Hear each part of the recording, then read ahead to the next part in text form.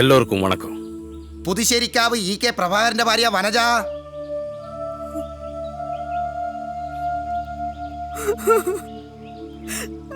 എന്നാ ഹെൽപ്പ് വേണമെങ്കിലും എന്നോട് കേളുങ്ക. അയാൾക്ക് എല്ലാത്തിലും ലക്ഷ്യങ്ങളുണ്ടായിരുന്നു. വർഷങ്ങൾക്ക് ശേഷം എൻ്റെ അമ്മയും അനുജത്തിയും അയാളുടെ ചതിയിൽ ചെന്ന് ചാടുകയായിരുന്നു.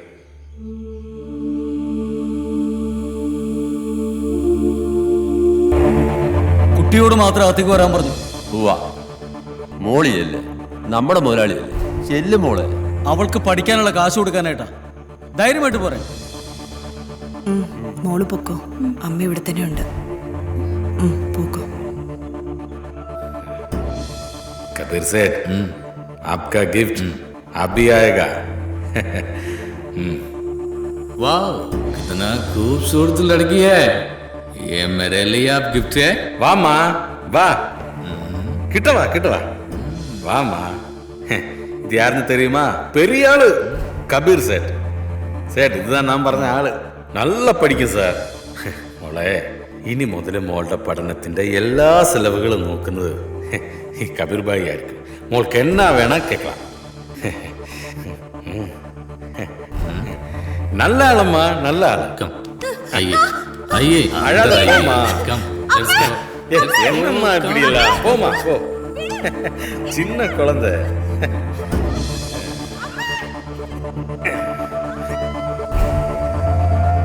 കുറെ നേരമായി. ഞാനൊന്ന് നോക്കിട്ട് വരട്ടെ.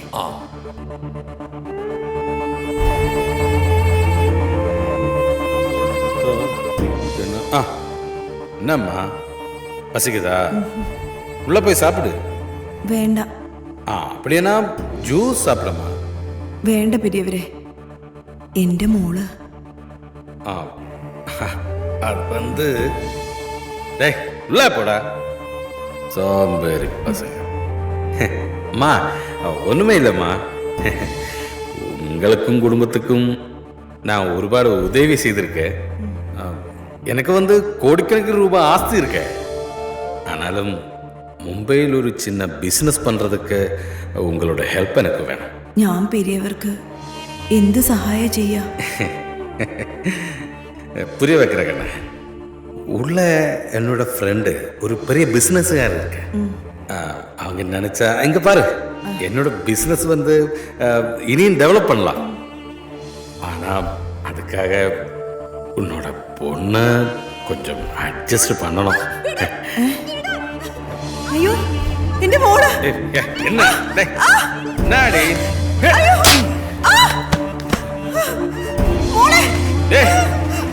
சத்தம் போட்டா கொன்னுடுவேன்.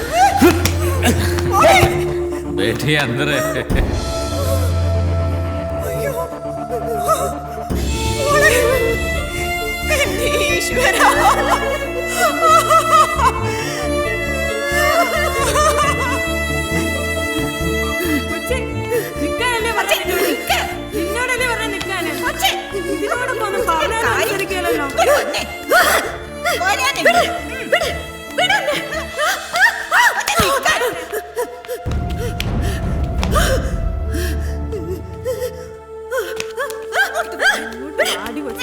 ഇവിടെ വന്നിരി.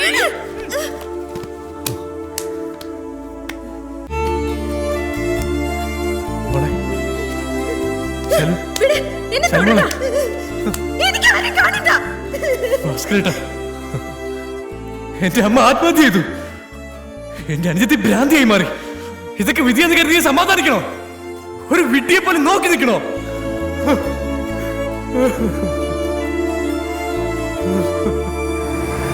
ഇതിനൊക്കെ പകരം ചോദിക്കാൻ ഞാൻ തീരുമാനിച്ചു. വ്യാജ മദ്യം എത്തിച്ച മത്ത് ബേബിയെ ഞാൻ കണ്ടു. ഒരു സെറ്റ്.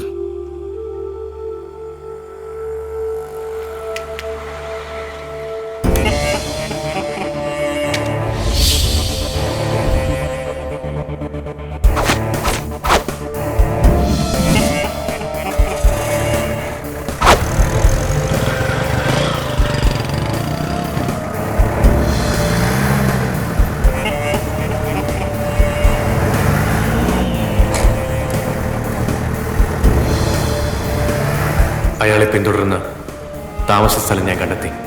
എന്തിനാടാ നിന്റെ ആശാൻ? അങ്ങനെയാണ് ഞാൻ ആശാന്റെ വർക്ക്ഷോപ്പ് ലക്ഷ്യമാക്കി എത്തിയത്.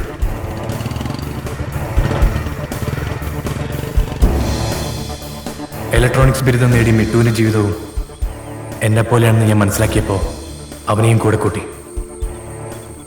ഞങ്ങൾ പല ദിവസങ്ങളും ആരുമറിയാതെ ഒത്തുകൂടി. ഒടുവിൽ ചില ഉറച്ച തീരുമാനങ്ങളെടുത്തു.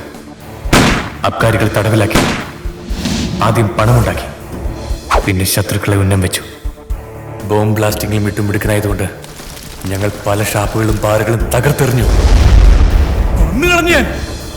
എന്റെ ഈ കൈകൊണ്ട് തകർത്തു ഞാൻ ഓരോ ബാറുകളും. സുബ്രഹ്മണ്യനെ എങ്ങനെ നിങ്ങൾ കൊന്നു? ബാറുകൾ എങ്ങനെ ബോംബ് വെച്ച് തകർത്തു?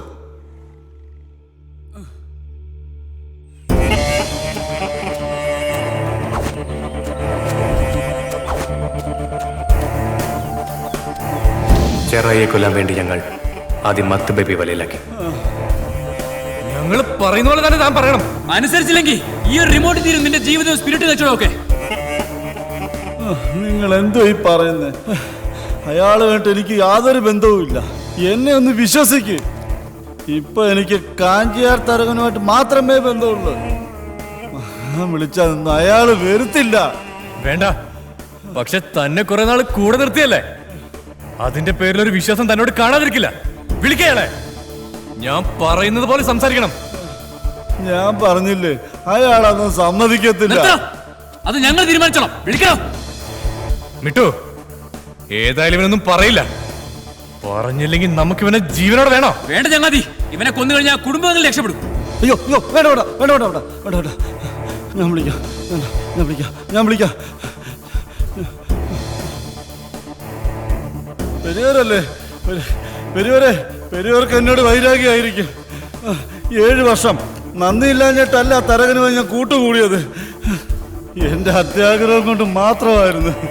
അത് തിരിച്ചറിഞ്ഞപ്പോ പെരിയോര് തന്നെ എൻ്റെ എല്ലാം. നീ എണ്ണിക്കോ. 1, 2, 3 ദിവസം അവന് ഞങ്ങൾ സമയം കൊടുത്തിരിക്കുക. അതുക്കുള്ള ഫിനിഷ് പണിയിരിക്കും.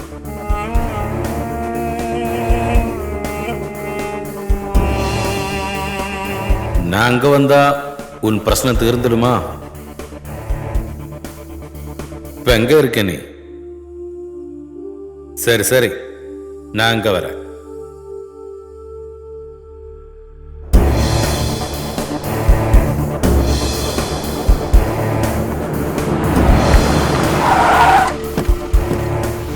என்ன ரகசியம் உனக்கு என்னோட പറയാനുള്ളത്? അത് പെരിയോരെ. വാ, വണ്ടിയെ കയറി നമുക്ക് ഗസ്റ്റ് ഹൗസിൽ ഇരുന്ന് സംസാരിക്കാം.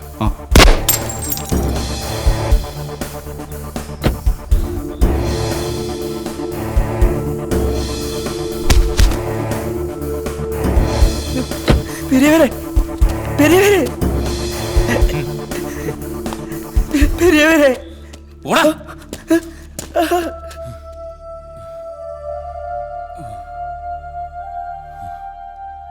അതിനുശേഷം എൻ്റെ ലക്ഷ്യം സഹോദരിയുടെ ജീവിതം തകർത്തവനായിരുന്നു. ഭാസ്കരേട്ടൻ വഴി അവനെയും കണ്ടെത്തി. മോനെ, അവനാന്ന് നമ്മളെ മോളെ നശിപ്പിച്ചത്. വിടരുതവനെ, ഇടിയവനെ കൊല്ലണം.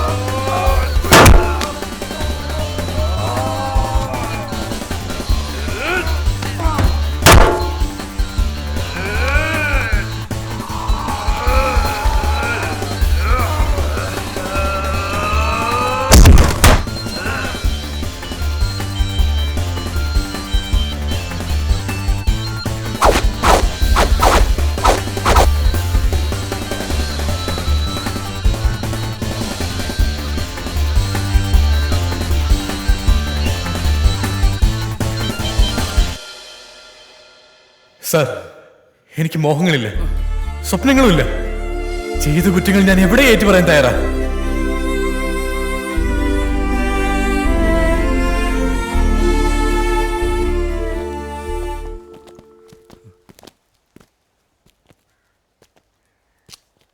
നിങ്ങളെല്ലാവരും എന്നോട് ക്ഷമിക്കണം.